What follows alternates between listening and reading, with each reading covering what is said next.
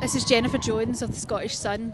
Today we're outside the Scottish Parliament where we're attending a protest of Sam Ejamel's victims who have descended on Parliament yet again to ask for a public inquiry into the NHS Tayside. Hang on, because we put our hope and trust and total faith in the health service and in Eljamel, who did this while we were at our most vulnerable, lying unconscious on an operating table, and everybody's going, oh, we hope to make progress. Hope isn't damn good enough anymore.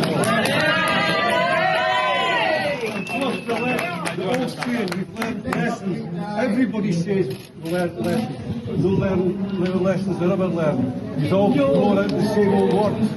It's about time we change the script. So that's the point of public inquiry, so that independent of government, those answers can be ascertained and there can be lessons learned about the process. Before rather than later.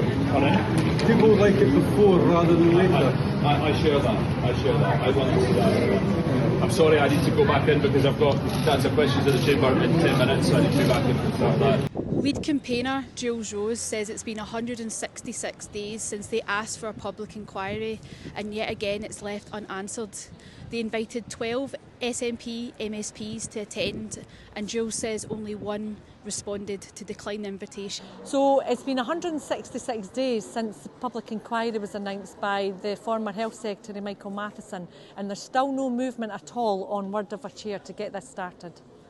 Well, I have already lodged a formal complaint with Police Scotland into the criminality of Eljamel and NHS Tayside. I believe that the evidence that I've collated reaches the threshold of criminality. So it's an ongoing investigation. At this stage, I know that I can say that there's over 90 patients have lodged a formal complaint with Police Scotland against Professor Eljamel, but myself personally and another patient have formally lodged a complaint about criminality into Tayside. They haven't engaged at all actually. I have invited over 12 SNP MSPs and I've had one decline and not even any other replies.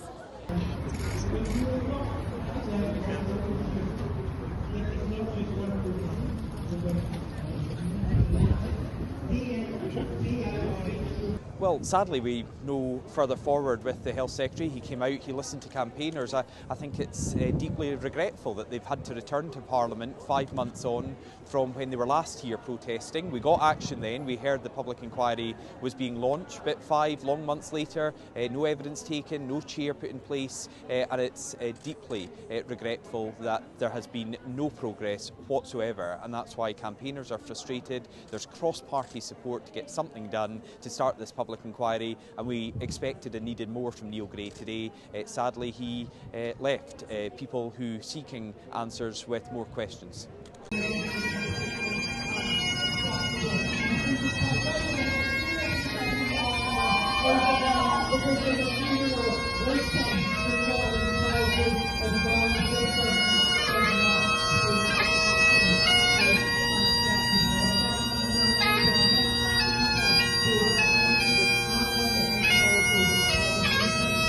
So I'm outside the Scottish Parliament today with the victims of Sam Eljamel, the surgeon from Dundee.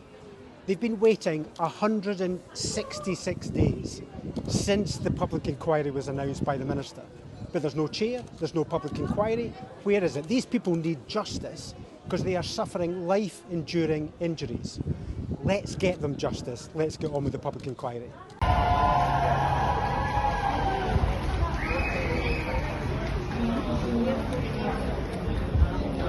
My name's Karen Ogg.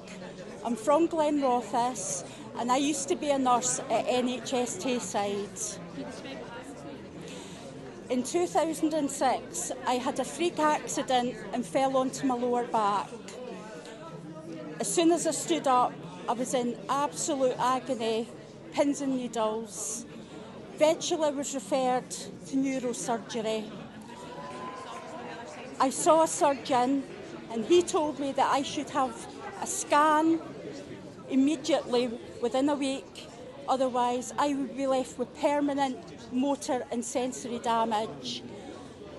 I phoned Eljamel's secretary when I didn't get my appointment, and I was told, no, we've decided you're not that urgent. My GP was phoning them every week, begging them to see me. I was on morphine tablets. I was 37 and I was on morphine tablets, trying to deal with the pain. And my GP was phoning them every week saying, when are you going to do something? When are you going to do something? And eventually, I think they got sick and fed up of my GP phoning, and I got asked to go in that week. I was told I would be admitted on the Wednesday, operation on the Thursday, home on the Friday. That didn't happen. I eventually got discharged on the Sunday because they were begging me, I was begging them, sorry, to discharge me home because I was still in pain and they weren't doing anything for me. How do you feel? Did any Gray answer to your question? He didn't. It's all great saying, we hope we're making progress, we hope we're making progress.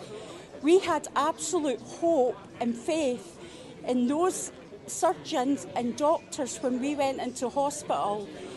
I think he needs to understand we've had just about our fill of hope. Hope isn't good enough anymore. It has to be progress. To me, it was a non-answer. My name's Martin. I used to work offshore and I live in Arbroath.